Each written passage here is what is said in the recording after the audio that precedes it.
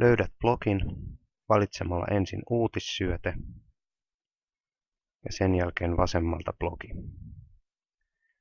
Blogi aukeaa automaattisesti kaikkien luettavaksi, kun ensimmäisen kerran menet sinne. Valmiina sinulla on aina yksi tervetuloa omaan blogiin -ilmoitus, jonka voit halutessasi poistaa. Uusia kirjoituksia luot valitsemalla Luo kirjoitus ja poistaa voit niitä valitsemalla Hallitse kirjoituksia. Voin nyt esimerkiksi poistaa tervetuloa blogiin -kommentin. Otan tuolta vain 3 pistettä ja poista kohde. Ja OK.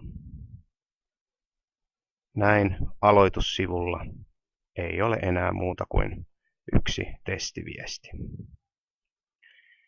Mikäli haluat jakaa kommenttioikeuden joillekin, voit valita oikealta Hallitse kommentteja.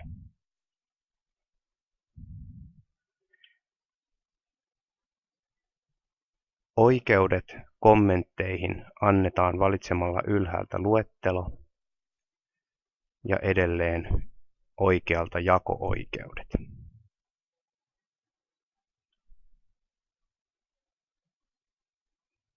Valitse kutsu henkilöitä. Nyt kirjoittamalla tähän haluttu ryhmä, esimerkiksi kaikki perusopetuksen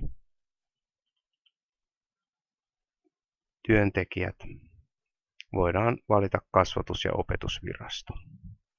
Voit myös valita yksittäisiä henkilöitä. On suositeltavaa painaa Näytä asetukset ja poistaa Lähetä sähköpostikutsu -ruksi.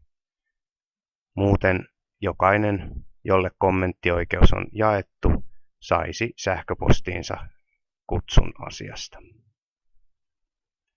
Käyttöoikeuksiin tulee valita osallistuja, jotta heillä on oikeus alkaa kommentoida blogikirjoituksiasi. Sen jälkeen paina Jaa. Nyt kun oikeudet on jaettu, voi kuka tahansa, jolle ne äsken annettiin, tulla kirjoittamaan kommentteja sinun blogiisi.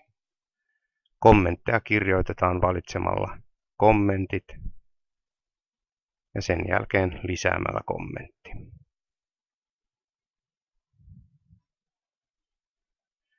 Pääset aina takaisin tarkastelemaan kaikkia kirjoituksia valitsemalla ylhäältä kotisivu.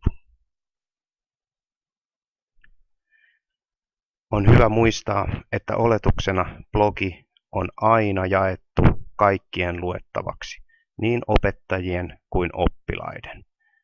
Vain kommentointioikeutta voi hallinnoida perusblogissa.